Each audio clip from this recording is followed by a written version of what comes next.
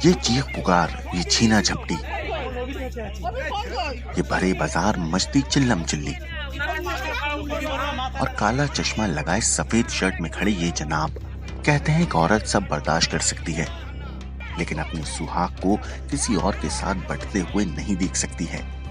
और ये चीख पुकार, ये छीना झपटी, ये भरे बाजार मस्ती चिल्लम चिल्ली भी इसी बात का सबूत है, क्योंकि बॉलीवुड के किसी सुपरस्टार की तरह काला चश्मा पहने इन जनाब ने अपनी बीवी के सुहाग को पिछले 14 सालों से दूसरी औरत के प्यार में पागल होकर बांट रहे थे।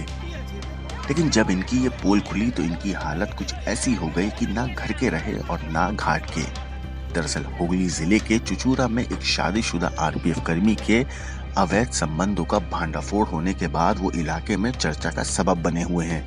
भारतीय रेलवे में आरपीएफ के कर्मी के रूप में काम कर रहे मंतोष कांति दास का घर नदिया जिले के सिमरौली ग्राम में है, लेकिन पिछले तकरीबन 14 सालों से वो अपनी पहली बीवी, एक बेटा और एक बेटी को छोड़कर मंतोष बाकायदा हुगली जिले के चुचूरा में एक स्थायी मकान बनाकर अपनी गर्लफ्रेंड और उसके 2 बेटों के साथ बड़े मजे से रह रहे थे।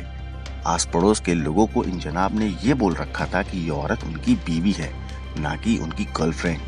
इसी के साथ नदिया के सिंगरौली में रहने वाले वो अपने रिश्तेदारों को ऑफिस के जरूरी काम का बहाना बनाकर रेलवे मेस में रहने की बात बोलते थे।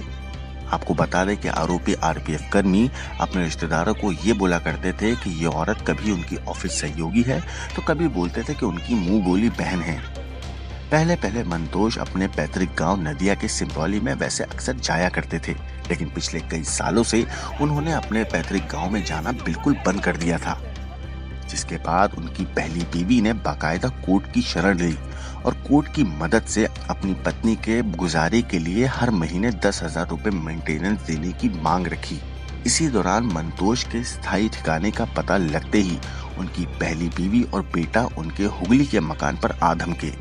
फिर क्या था, इसके बाद तो बीच सड़क पर हुई खूब तनातनी और आरोपी आरपीएफ कर्मी की पत्नी के रिश्तेदार और उसकी गर्लफ्रेंड के दोनों बेटों के साथ जमकर मारपीट होने लगी।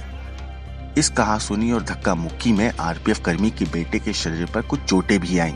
फिलहाल उसका इलाज अस्पताल में चल रहा है और पुलिस इस पूरे मामले की जांच कर रही है। ब्यूरो रिपोर्ट, क्राइम तक।